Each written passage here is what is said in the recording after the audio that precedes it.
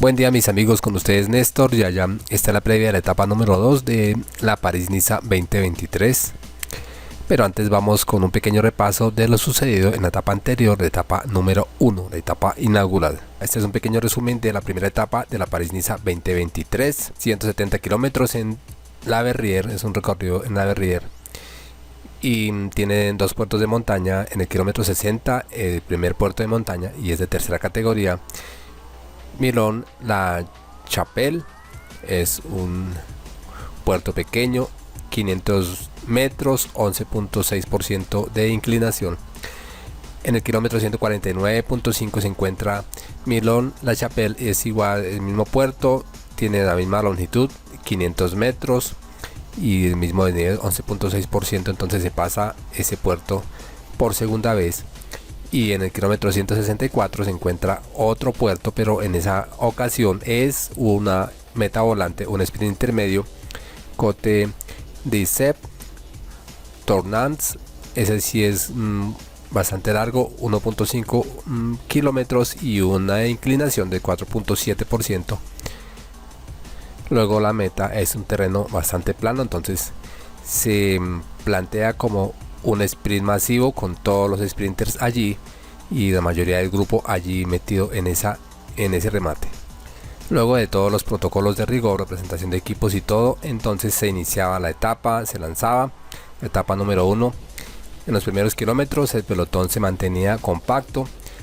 Los primeros en intentar algo eran Jonas Gregard y Paul Oeseland, quienes sacaban una luz de 50 segundos con el pelotón, que al parecer no tenía problemas con ellos y los dejaba ir con una renta que luego subía a 1 minuto con 25 segundos.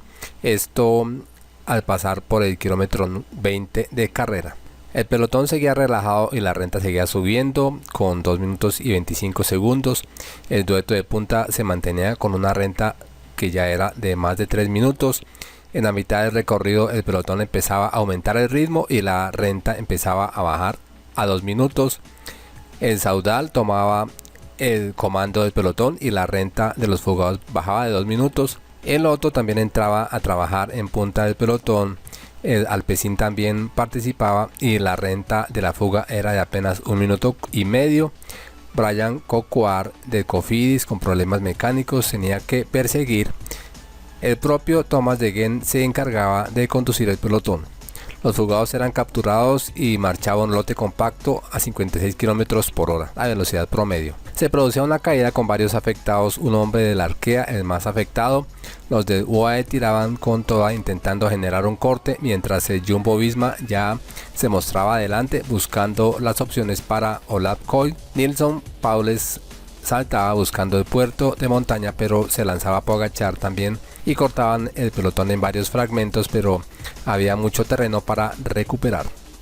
Nilsson Paules del Education Easy Post lograba despegarse del pelotón, se iba en solitario en fuga sacando 13 segundos de diferencia, incluso alcanzaba los 20 segundos, pero el pelotón venía presionando con el Jumbo Visma adelante. Pero Kristoff sufría un pinchazo, el candidato a la etapa de hoy, mientras que a Paules se le acababa la aventura, pues lo capturaban.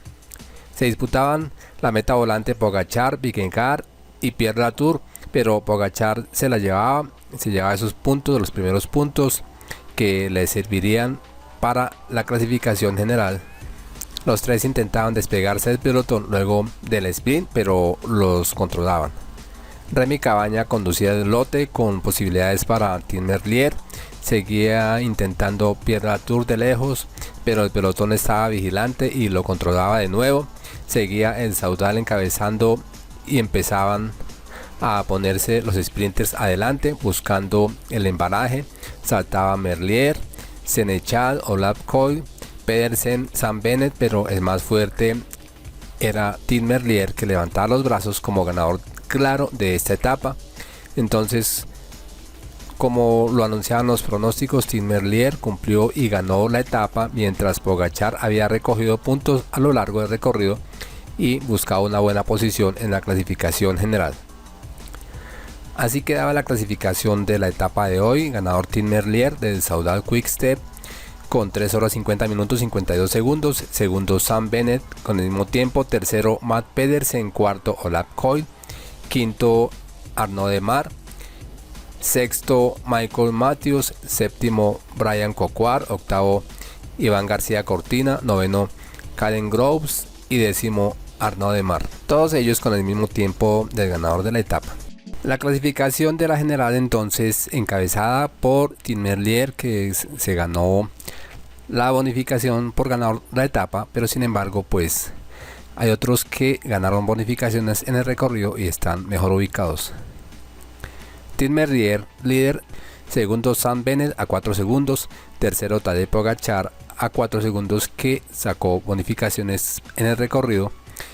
Cuarto, Matt Pedersen a 6 segundos. Quinto, Pierre Latour a 6 segundos también. Sexto, Dorian Godon 8 segundos. Séptimo, Olaf Koy 10 segundos. Octavo, Arnaud Démare 10 segundos. Noveno, Michael Matthews 10 segundos. Y décimo, Brian Coquard 10 segundos también en la clasificación general. Y ahí quedan las 20 primeras posiciones. Todavía está temprano para preocuparnos porque algunos favoritos no aparezcan todavía en esta clasificación general. 164 kilómetros para esta etapa entre Bazainville y Fontainebleau. Es una etapa parecida a la etapa anterior.